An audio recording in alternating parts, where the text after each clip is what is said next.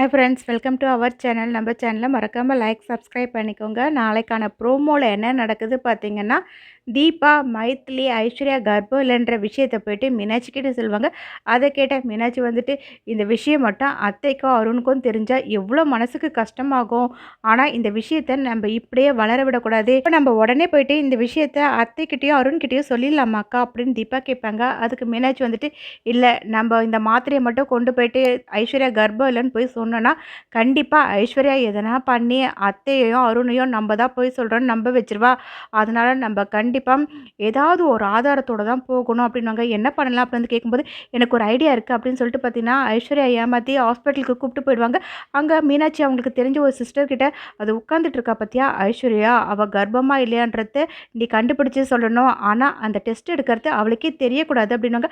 அதை கேட்ட சிஸ்டரும் ஓகே நான் பார்த்துக்கிறேன் அப்படின்னு வந்து சொல்லுவாங்க. மீனாட்சி உள்ளே கூப்பிட்டு போவாங்க. அப்போ மீனாட்சி வந்துட்டு, எனக்கு ரொம்ப பயமாக இருக்குது பிளட் டெஸ்ட் கொடுக்கறதுக்கு அப்படின்னு வந்துட்டு கையை வந்து ரொம்ப டைட்டாக பிடிச்சிட்டு பயந்துகிட்டே இருப்பாங்க. அப்போ ஐஸ்வர்யா போய்ட்டு, அதில் ஒன்றும் இல்லைக்கா அப்படின்னு சொல்லிட்டு மீனாட்சியோட கையை பிடிச்சிருவாங்க. உடனே அந்த சிஸ்டர் பார்த்தீங்கன்னா மீனாட்சிக்கு பிளட் டெஸ்ட் எடுக்காமல் ஐஸ்வர்யாவுக்கு வந்து டெஸ்ட் எடுத்துருவாங்க. அது முடிஞ்சதுக்கப்புறம் எல்லாருமே வீட்டுக்கு வந்துடுவாங்க. அப்போ தீபா பார்த்தீங்கன்னா ஐஸ்வர்யா கிட்ட போய்ட்டு, நீங்கள் கர்ப்பம் இல்லை தானே, நீங்கள் கர்ப்பமாக இருக்கீங்கன்னு வந்து எல்லாருக்கிட்டையும் போய் தானே சொல்லிட்டு இருக்கீங்க அப்படின்னு வந்து கேட்டுட்டு இருப்பாங்க. அதை பார்த்தீங்கன்னா அபிராமி கிட்ட அப்படியே ஷாக்காகி பார்த்துட்டு இருப்பாங்க. இப்படியே இந்த ப்ரோமோ எண்ட் ஆகும். நெக்ஸ்ட் எபிசோடில் என்ன நடக்குது தெரிஞ்சுக்க நம்ம சேனல் லைக் பண்ணுங்கள், ஷேர் பண்ணுங்கள், மறக்காமல் சப்ஸ்கிரைப் பண்ணிக்கோங்க. தேங்க்யூ.